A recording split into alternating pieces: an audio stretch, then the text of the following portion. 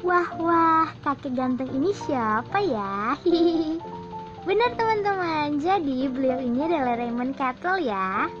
Nah, beliau ini lahir pada tanggal 20 Maret 1905 dan wafat pada tanggal 2 Februari 1998. Beliau ini punya keyakinan dasar bahwa kepribadian itu memiliki banyak sekali dimensi yang dapat diukur dan teknik statistik analisis faktor dapat dipakai sebagai sarana untuk mengisolasi variabel-variabel kepribadian itu sendiri. Teman-teman tahu gak bahwa teori kepribadian menurut Cattell ini berangkat dari teori kepribadiannya Allport, yaitu mengenai trait tapi lebih dikembangkan lagi. Cattell mengemukakan pendapatnya mengenai kepribadian, yaitu personality is that which permits of prediction of what a person will do in a given situation. Maksudnya adalah kepribadian seseorang mampu memprediksi perilaku yang akan dilakukannya dalam situasi tertentu. Kepribadian yang dimaksud Cattell fokus dengan seluruh bentuk perilaku, baik luar maupun dalam. Struktur kepribadian menurut Raymond Cattell. Cattell berpendapat bahwa kepribadian merupakan suatu bentuk struktur kompleks dari trait dari berbagai macam kategori. Trait adalah sebuah kecenderungan reaksi yang relatif permanen yang merupakan bagian dari kepribadian. Melalui analisis faktor, Cattell mengklasifikasikan beberapa trait dalam beberapa bagian. Klasifikasi trait terbagi dua. Yang pertama, common traits and unique traits.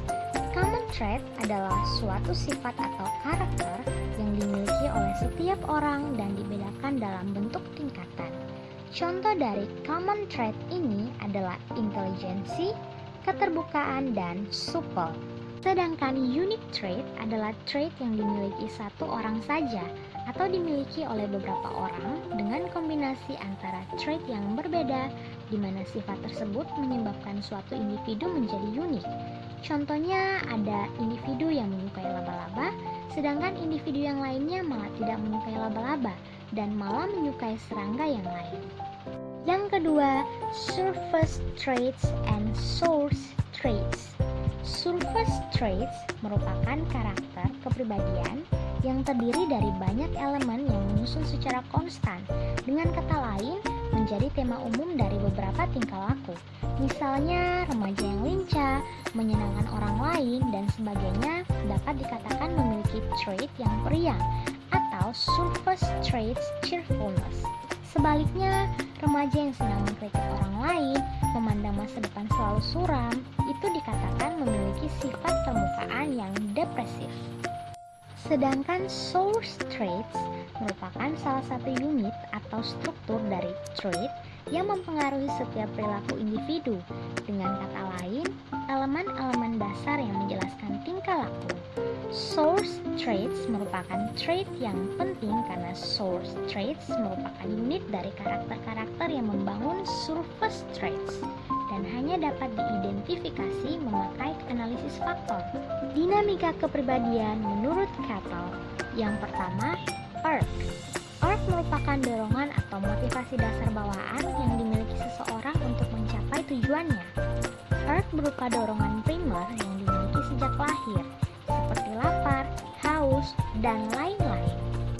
Manusia memiliki 10 urge, yaitu makan, seks, sociability, parental protectiveness, keingintahuan, rasa takut, agresif, serakah, self-assertion, dan kegemaran.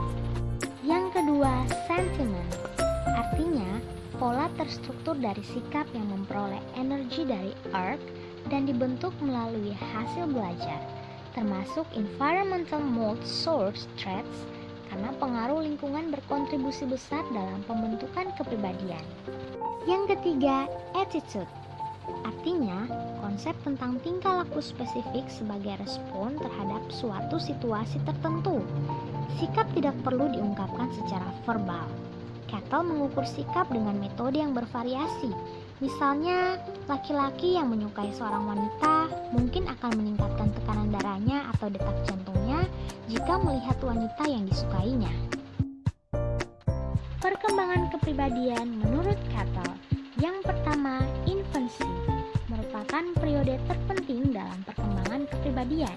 Pada tahap ini, anak sangat mudah dipengaruhi oleh orang tua dan lingkungan di sekitarnya. Tahap yang kedua adalah childhood.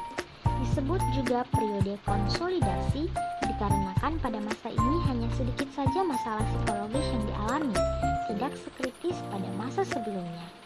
Tahapan ini ditandai dengan dimulainya kemandirian dan ingin bebas dari orang tuanya seiring meningkatnya identifikasi dengan kelompok sosial atau pertemanan. Tahap yang ketiga adalah adolescence. Tahap ini juga dikenal sebagai tahap yang paling bermasalah, dimulai kepada individu yang bereaksi terhadap kemarahan namun tidak dapat mengatasinya. Konflik yang dialami pada umumnya seputar kemandirian, jati diri, dan seks. Tahap yang keempat adalah maturity. Pada umumnya merupakan periode kepuasan dan produktivitas karir individu, pernikahan, dan keluarga. Perkembangan kepribadian menjadi lebih stabil daripada tahap sebelumnya, begitu pula secara emosional. Tidak banyak perubahan minat dan perilaku selama tahap ini. Tahap yang kelima adalah late maturity. Tahap ini meliputi perkembangan kepribadian dalam merespon perubahan fisik, sosial, dan psikologis. Secara fisik, terjadi penurunan setelah umur 50 tahun. Biasanya pada tahap ini, individu menilai kembali jati dirinya selama ini dan mencoba memperbaikinya untuk menjadi pribadi baru. Tahap yang terakhir adalah old age. Pada tahap ini, penyesuaian diri terhadap kehilangan orang-orang terdekat seiring dengan aspek religiusitas yang semakin meningkat, pensiun kerja, kesepian yang mendalam, dan perasaan tidak aman adalah konflik utama pada masa ini.